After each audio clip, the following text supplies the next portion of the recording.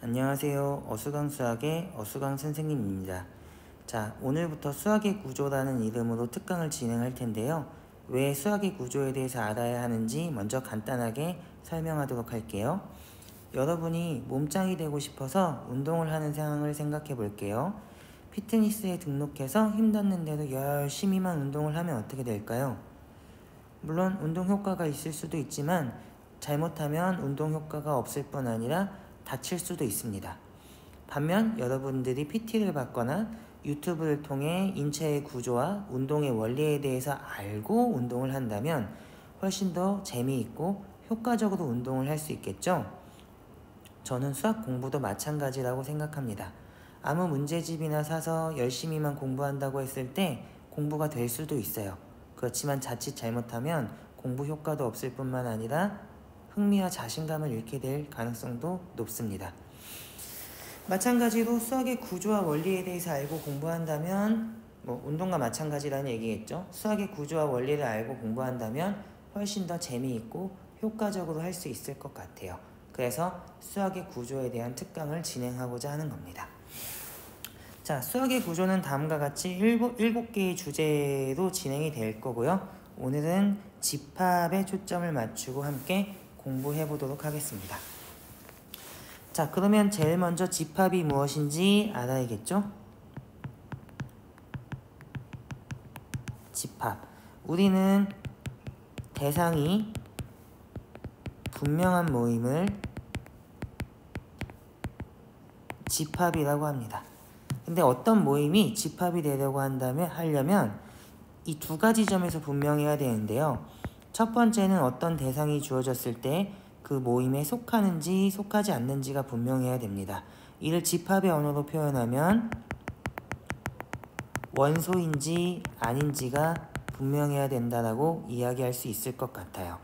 자, 두 번째로 어떤 대상들의 모임이 집합이 되려면 두 개의 대상이 주어졌을 때 서로 같은지 다른지가 분명하게 구분이 돼야 됩니다. 자, 이를 집합의 언어로 표현하자면 원소끼리 서로 같은지 다른지가 분명해야 된다와 같이 표현할 수 있을 것 같아요. 자, 그러면 집합의 예를 들어볼까요? 자, 자연수들의 모임은 어떻죠? 3은 자연수인가요? 자연수가 맞죠? 2의 제곱은 자연수인가요? 자연수가 맞죠? 마이너스 1은 자연수인가요? 아니죠? 파이는 자연수인가요? 아니죠? 루트 4는 자연수인가요? 맞죠? 이렇게 어떤 대상이 주어지면 자연수인지 아닌지 구분할 수 있기 때문에 자연수들의 모임은 집합으로서 첫 번째 조건을 만족한다고 생각할 수 있을 것 같아요. 자, 그러면 이번에는 두 개의 자연수를 가지고 와서 서로 같은지 다른지 구분해 보도록 할까요? 자, 2의 제곱과 4는 같은가요? 물론 같죠? 자, 3의 제곱과 3 더하기 3은 같은가요? 다르겠죠? 자, 이처럼 두 자연수가 주어졌을 때 서로 같은지 다른지를 명확하게 구분할 수 있기 때문에 우리는 자연수들의 모임이 집합으로서의 두 번째 조건도 만족한다는 것을 쉽게 확인할 수 있을 것 같아요. 그래서 자연수들의 모임은 집합입니다. 자, 그러면 마찬가지 센스에서 생각을 해보면 정수들의 모임도 집합, 유리수들의 모임도 집합, 실수들의 모임도 집합, 복소수들의 모임도 집합이 된다는 것을 쉽게 확인할 수 있겠죠? 그러면 이렇게 수들의 모임만 집합이 될까요? 다항식들의 모임은 어떻죠? 그렇죠. 다항식의 뭐를 통해서 정의를 통해서 다항식과 아닌 것을 구분할 수 있게 됐죠? 그리고 두 다항식이 서로 같을 조건을 교과과정 내에서 배우잖아요. 우리 그것을 한자로는 간단하게 상등이라고 표현을 합니다. 그래서 다항식의 정의와 상등을 통해서 다항식인 것과 아닌 것을 구분할 수 있게 되고 두 다항식이 주어졌을 때 서로 같은지 다른지를 구분할 수 있게 됐기 때문에 다항식들의 모임을 집합이라고 생각할 수 있습니다. 자, 마찬가지로 생각해보면 유리식들의 모임도 집합이 되고 무리식들의 모임도 집합이 된다는 걸 쉽게 확인할 수 있겠죠? 그럼 방정식들의 모임은 어떨까요? 방정식의 정의를 통해서 방정식인 것과 아닌 것을 쉽게 구분할 수 있고 두 방정식이 같다라는 건 해가 같으면 같다라고 하는 게 자연스럽겠죠? 그래서 방정식들의 모임도 집합이라고 할 수 있고 당연히 부등식들의 모임도 집합이라고 생각할 수 있을 것 같습니다. 그럼 함수들의 모임은 어떨까요? 우리 함수의 정의를 통해서 함수인 것과 아닌 것을 구분할 수 있고 두 함수가 서로 같을 조건을 배웠으니까 두 함수가 주어졌을 때 같은지 다른지를 구분할 수 있겠죠? 그래서 함수들의 모임도 집합이 됩니다. 물론 새로운 교육과정에 다시 포함되게 되는 행렬들의 모임도 집합입니다. 자, 그럼 이렇게 보니까 이제 수화식은 모두 다 집합이라는 걸 알게 됐죠? 그러면 수화식만 집합일까요? 기하학적인 대상들은 어떨까요? 자, 우리 어떤 대상이 주어지면 삼각형인지 아닌지 구분할 수 있을까요? 당연히 할 수 있겠죠? 그럼 두 삼각형이 주어졌을 때 서로 같다, 다르다 구분할 수 있나요? 자, 이거는 우리가 뭐를? 두 삼각형이 같다는 걸 합동이면 같다라고 약속을 한다면 우리가 합동인지 아닌지 판단하는 것은 중학교 때 많이 배웠잖아요. 그러니까 두 삼각형이 서로 같은지 다른지를 쉽게 판단할 수 있겠죠. 그래서 삼각형들의 모임도 집합이 되고 마찬가지 입장에서 생각을 해보면 사각형들의 모임, 원들의 모임, 직선들의 모임 이런 것들이 전부 다 집합이 된다는 사실을 알 수 있습니다. 심지어 우리 지금 집합의 정의를 통해서 집합과 집합이 아닌 것을 구분할 수 있게 되고 두 집합이 서로 같을 조건, 다를 조건 배우죠? 그렇기 때문에 집합들의 모임도 집합이 되겠죠? 그래서 이를 요약해보면 뭘 알 수 있냐? 우리가 수학에서 다루는 모든 대상은 집합이다 라는 사실을 쉽게 알 수 있습니다. 자, 그러면 왜 우리는 수학에서 집합만을 다루는 걸까요? 한번 생각해 볼까요? 자, 이유는 사실 굉장히 간단합니다. 여러분이 예를 들어서 빨간 사과의 성질을 연구한다고 해볼게요. 근데 어떤 사람은 이 사과가 빨갛다라고 하는데 다른 사람은 이 사과가 빨갛지 않다고 해요.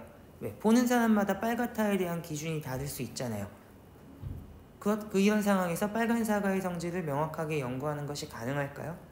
당연히 어렵겠죠. 그래서 수학에서는 대상이 분명한 것만 배우는 겁니다. 그래서 우리는 새로운 대상이 나오면 뭐라는 걸 알아야 돼요? 집합이라는 걸 인지해야 됩니다. 그리고 뭘 신경 써서 공부해야 되냐면 구별법에 대해서 신경 써서 공부해야 돼요. 왜 그럴까요? 첫 번째는 구별법에 대해서 아는 것이 공부의 시작이기 때문에 그렇습니다. 자, 예를 들어서 여러분이 다항식의 성질에 대해서 공부하고 싶다고 해볼게요. 그런데 여러분이 주어진 식이 다항식인지 아닌지를 명확히 구분할 수 없다면 어떻게 될까요? 다항식의 성질을 제대로 공부할 수 없겠죠? 그래서 구별법을 알아야 되는 겁니다. 다항식인지 아닌지를 명확히 구분할 수 있어야 다항식의 성질을 공부할 수 있기 때문에 그렇겠죠? 그래서 구별법을 아는 건 첫 번째로 뭐다? 공부의 출발점이기 때문에 그렇다. 그래서 중학교 때는 직접적으로 유치하게 시험에서 자주 묻습니다. 어떻게? 다음 중 1차 방정식인 것은? 다음 중 2차 함수가 아닌 것은? 다음 중 정비례 관계가 아닌 것은? 이렇게 직접적으로 묻는 겁니다. 근데 고등학교에서는 이렇게 직접적으로 잘 묻지는 않아요. 그럼 어떻게 하죠? 그냥 문제에 냅니다. 문제에 다항식을 냈어요. 근데 여러분이 그것을 다항식이라고 판단해내지 못하면 풀지 못하는 거겠죠. 만약에 문제에 항등식이 주어졌습니다. 그럼 뭘 해야 돼요? 주어진 식이 항등식인지 아닌지 구별해내야겠죠. 만약에 주어진 식이 항등식인데 여러분이 방정식의 해법을 적용한다면 틀리게 될 겁니다. 반대로 방정식이 주어졌는데 여러분이 항등식의 성질을 쓴다면 어떻게 되겠죠? 틀리게 되겠죠. 그래서 구별법을 아는 건 뭐다? 우리가 배운 것을 문제에 적용하기 위한 굉장히 기초가 되는 것이다. 기초? 판단 근거가 되는 것이다 라고 하는 게 좀 더 좋겠네요. 여러분이 항등식의 성질을 쓰려면 주어진 식이 항등식인지 아닌지 구분해내는 게 가장 먼저고 여러분이 2차 함수의 성질을 적용하려고 한다면 주어진 식이 이차 함수인지 아닌지를 판단하는 게 중요하기 때문에 그렇습니다.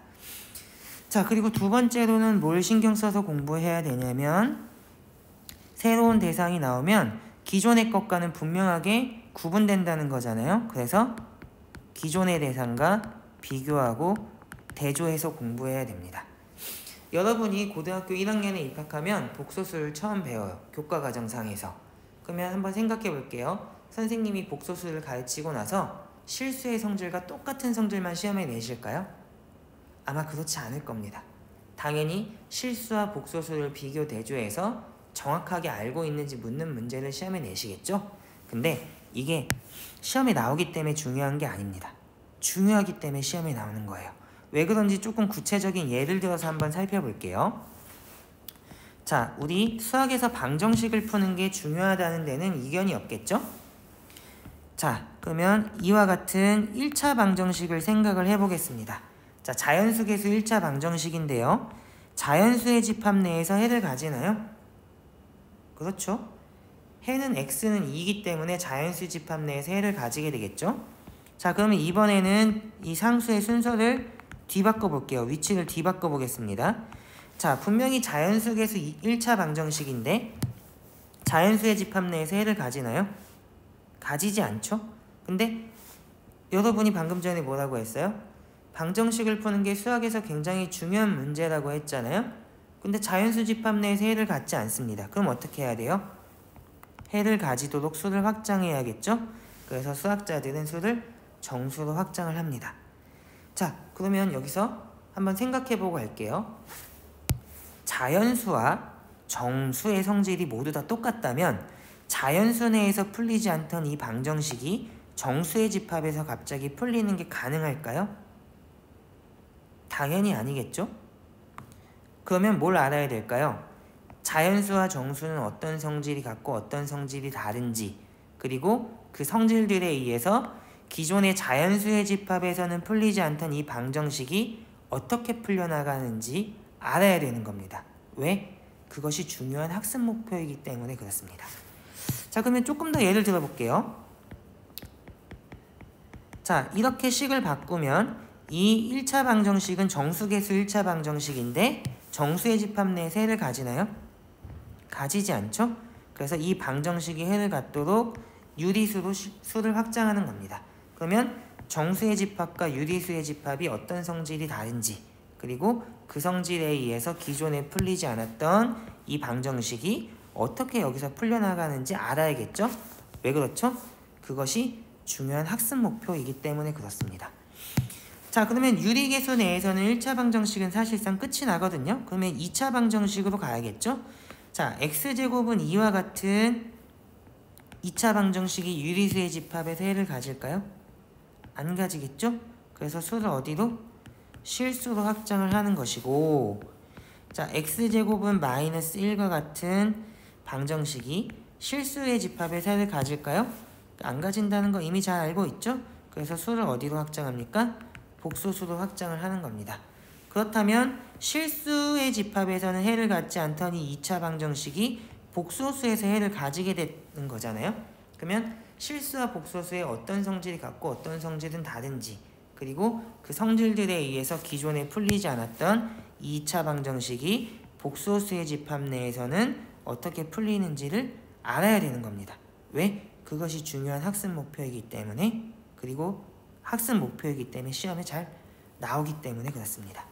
자, 이해되셨나요? 자, 그래서 지금까지 집합에 대해서 배운 것을 간단히 정리하면 다음과 같습니다. 자, 집합은 뭐다? 대상이 분명한 모임을 집합이라고 한다. 그런데 우리가 수학에서 다루는 모든 대상은 집합이기 때문에 앞으로 새로운 대상이 나오면 어떻게 해라? 구별법을 신경 써서 공부해라. 그리고 두 번째로 기존의 것과 비교하고 대조해서 공부해라. 이것들을 신경 써서 공부하는 것이 정말 중요합니다. 자, 그러면 이제 구체적인 예를 통해서 이것이 왜 중요한지 함께 알아보도록 하겠습니다.